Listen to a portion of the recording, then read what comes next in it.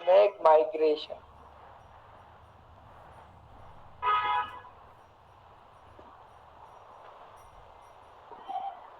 First make migrations கொடுத்துட்டீங்கன்னா நம்ம சொன்ன மாதிரி ஒரு migrations ஃபைல் வந்து கிரியேட் ஆகும். 001 initial.py அப்படிங்கிற ஃபைல் வந்து கிரியேட் ஆயிருக்கு.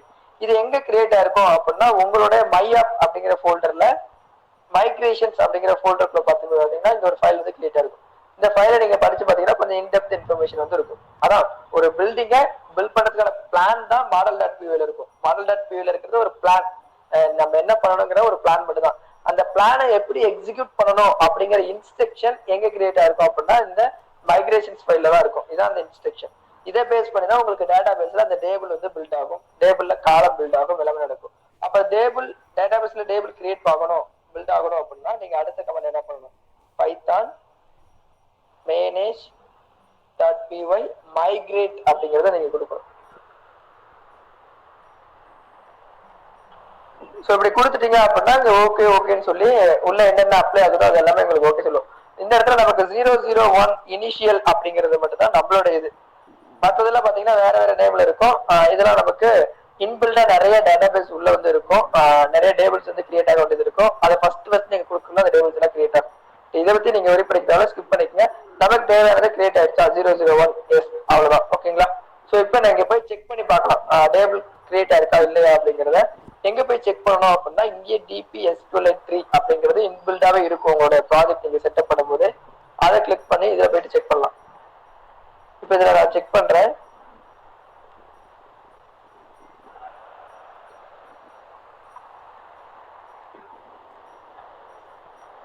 இதுல authenticate group, permissions, user groups இருக்கு. இதெல்லாம் எதுவுமே கிடையாது. உங்களோட ஆப் நேம் இங்க இருக்கு பாருங்க, உங்களோட ஆப் நேம் myApp, அதுல யூசர் இன்ஃபோ அப்படிங்கறது உங்களோட டேபிள் கிரியேட் ஆயிருக்கு பர்ஃபெக்ட்டா. ID, name, age, email.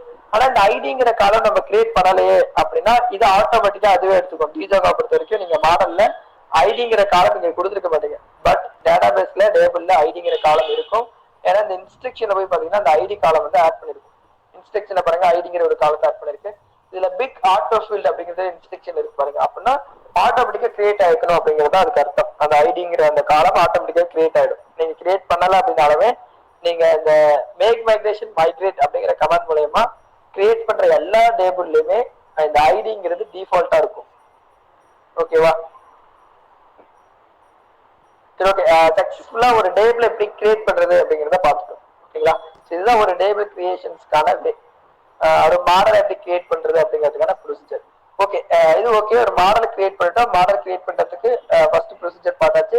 ரெண்டாவது மேக் மைக்ரேஷன் மைக்ரேட் அப்படிங்கிற கமெண்ட். இது ரெண்டு தான் இம்பார்ட்டன்ட். ஸோ இதை தாண்டி இந்த டேபிள்ல நீங்க தெரிஞ்சுக்கணும் அப்படின்னா என்னென்ன ஃபீல்ட்லாம் அப்ளை பண்ணலாம். இப்போ கேரக்டர் ஃபீல்டு யூஸ் பண்ணோம், இன்டிஜர் ஃபீல்டு யூஸ் பண்ணோம், இமெயில் ஃபீல்டு யூஸ் பண்ணோம். இந்த மாதிரி என்னென்ன ஃபீல்ட்லாம் இங்க இருக்கு, என்னென்ன ஃபீல்டை நம்ம யூஸ் பண்ணலாம் அப்படிங்கறத நீங்க தெரிஞ்சுக்கலாம். அதுக்கான இன்ஃபர்மேஷன் வேணா பார்க்கலாம்.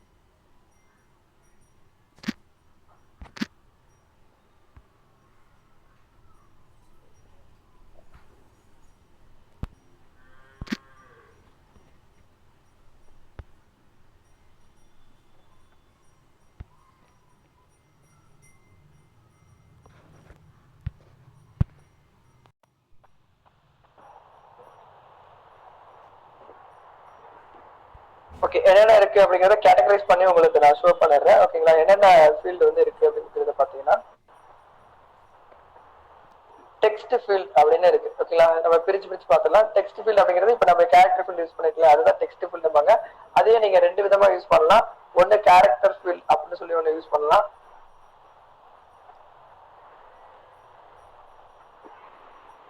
இந்த டெக்ஸ்ட் ஃபீல்ட் இருக்கு. ஓகேங்களா, ஸோ நீங்க டேட்டாபேஸ்ல இந்த ரெண்டு ஃபீல்டுமே யூஸ் பண்ணிக்கலாம். கேரக்டர் ஃபீல்டு வந்து உங்களுக்கு எதுக்காக அப்படிங்கிறது பாத்தீங்கன்னா யூஸ் ஃபார் ஷார்ட் டெக்ஸ்ட். ஷார்ட்டா நீங்க டெக்ஸ்ட் எல்லாம் கொடுக்கணும் அப்படின்னா இந்த கேரக்டர் ஃபீல்டு வந்து நீங்க யூஸ் பண்ணிக்கலாம். ஓகேங்களா, இல்ல நான் வந்து ஒரு பேராகிராஃப் வைஸ் தான் எழுத போறேன் அப்படின்னா, லார்ஜ் டெக்ஸ்ட் இன்சர்ட் பண்ண போறேன் அப்படின்னா இந்த டெக்ஸ்ட் ஃபீல்டை நீங்க யூஸ் பண்ணிக்கலாம். ஸோ அடுத்து நம்பர் ஃபீல்டு. இதுல இன்டிஜர் நம்ம பார்த்துட்டோம், நம்மளோட இதுல இருக்கு. அதை தாண்டி என்னென்ன எக்ஸ்ட்ரா இருக்கு அப்படிங்கிறத பார்த்துக்கலாம். ஸோ இதுல நமக்கு இன்டிஜர் ஃபீல்டு இப்போ நம்ம பார்த்தோம். இன்டிஜர் ஃபீல்டுங்கிறது உங்களுக்கு ஹோல் நம்பரை நீங்க ப்ரொவைட் பண்ணோம் அப்படின்னா இந்த இன்டிஜர் ஃபீல்டு வந்து யூஸ் பண்ணலாம். அடுத்து ஃப்ளோட் ஃபீல்டு இருக்கு. பூலியன் ஃபீல்டு வந்து நம்ம தனியா பார்க்கலாம். டெசிமல் ஃபீல்டு வச்சுக்கலாம்.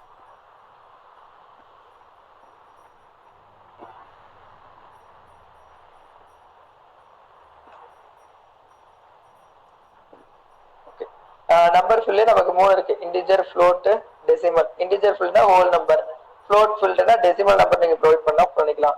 ஸோ டெசிமல் ஃபீல்டு அப்படின்னு ஒன்று இருக்கு, அது வந்து ஃபிக்ஸ்டு பாயிண்ட் நம்பர்ஸ். ஓகேங்களா, ஸோ நீங்க கரன்சி இந்த மாதிரி விஷயத்துக்கு நீங்க வந்து யூஸ் பண்ணிக்கலாம்.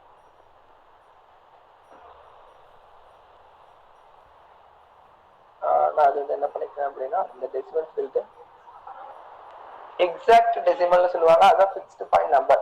ஃபிக்ஸ்டு இந்த பாயிண்ட்ல எனக்கு இவ்வளவு நம்பர்ஸ்ல வேணும் அப்படின்னு சொல்றதுதான் அந்த டெசிமல் ஃபீல்டு அப்படிங்கிறது.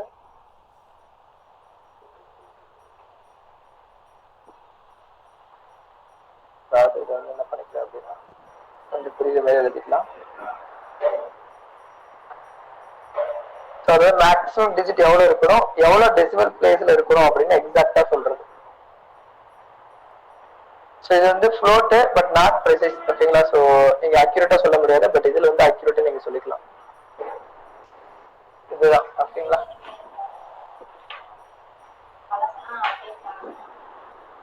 அடுத்த டேட் டைம்ல என்னென்ன ஃபீல்டு இருக்கு அப்படிங்கிறத பார்த்துடலாம்.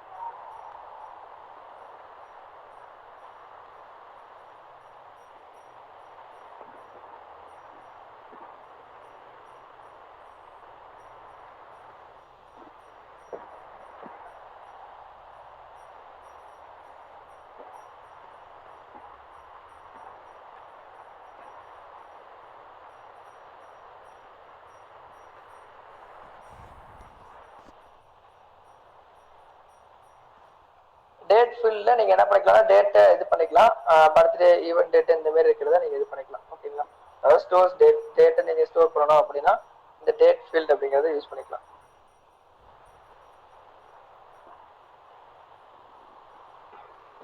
அடுத்து டைம் ஃபீல்டு. இது டைம் ஸ்டோர் பண்றதுக்கு நீங்க யூஸ் பண்ணிக்கலாம்.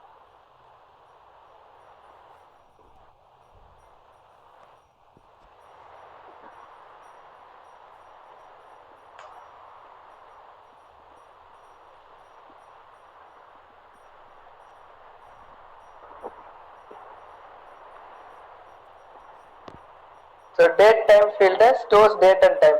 டேட் டைம் ரெண்டுத்தையும் நீங்க ஸ்டோர் பண்றதுக்கு இந்த டேட் டைம் ஃபீல்டு வந்து யூஸ் பண்ணிக்கலாம். இதுல நீங்க என்ன பண்ணிக்கலாம் அப்படின்னா ஆட்டோ நவ் அப்படின்னு ஒரு ஆட்ரிபியூட் இருக்கு. இல்ல இதை யூஸ் பண்ணீங்க அப்படின்னா ஆட்டோமேட்டிக்கா உங்களுக்கு ஒன்ஸ் நீங்க கிரியேட் பண்ணும்போது ஆட்டோமேட்டிக்கா அந்த டைம் வந்து செட் ஆயிடும்.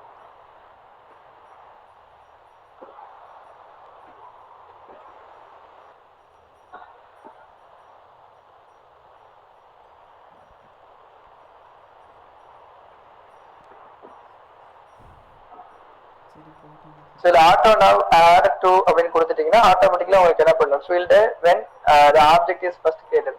ஆப்ஜெக்ட் கிரியேட் பண்ணும்போது ஆட்டோமேட்டிக்கா உங்களுக்கு கிரியேட் பண்ணி கொடுத்துரும். அதான் ஆட்டோ நவ் ஆட் அப்படிங்கிறது. டேட் டைம் ஃபீல்டு நீங்க அப்ளை பண்ணிக்கலாம். ஆட்டோமேட்டிக்கா ஒரு டைம் வேணும் அப்படின்னா.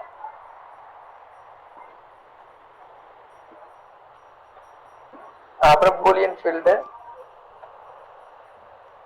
இதெல்லாமே நம்ம உள்ள யூஸ் பண்ணதான் போறோம். ஒரு இன்ட்ரோ பார்க்கணுங்கிறதுக்காக இங்க கொடுத்துட்டு இருக்கணும். ட்ரூ அண்ட் ஃபால்ஸ் அந்த மாதிரி விஷயத்த நீங்க அப்டேட் பண்ணணும் அப்படின்னா இந்த பூலியன் ஃபீல்டு வந்து யூஸ் பண்ற போல இருக்கும். இஸ் ஆக்டிவ் ஸ்டாப் இருக்கும். நீங்க ட்ரூ அண்ட் ஃபால்ஸ் அப்ளை பண்ணக்குள்ள இது வந்து உங்களுக்கு யூஸ்ஃபுல்லா இருக்கும்.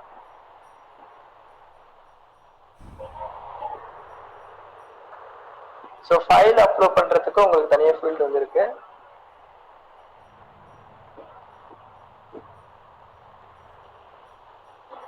ஃபைல் ஃபீல்டு அப்படின்னு இருக்கு. ஃபைல் ஃபீல்டுன்னு ஒன்று இருக்கு. இது வந்து ஃபைல்ஸ் அப்லோட் பண்றதுக்கு. அப்புறம் இமேஜ் ஃபீல்டுன்னு ஒன்று இருக்கு. அது இமேஜ் அப்லோட் பண்றதுக்கு யூஸ் பண்ணிக்கலாம்.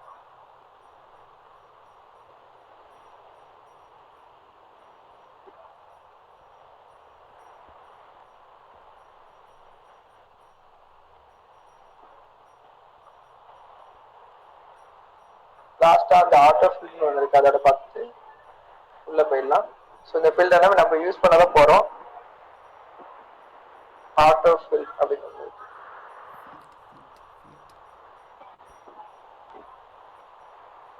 automatically incrementing primary key field.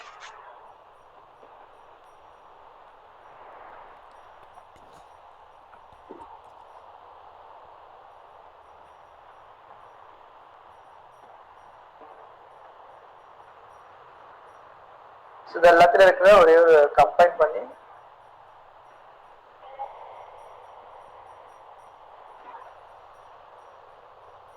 So இது உள்ளார கொடுக்குற அந்த பேராமீட்டர்ஸ்க்கு என்ன மீனிங்னு விட்டு பார்த்துடலாம். மேக்ஸிமம் லென்த், நல்லு, பிளாங்க் இதுக்கு என்ன மீனிங் அப்படிங்கிறத விட்டு பார்த்துக்கலாம்.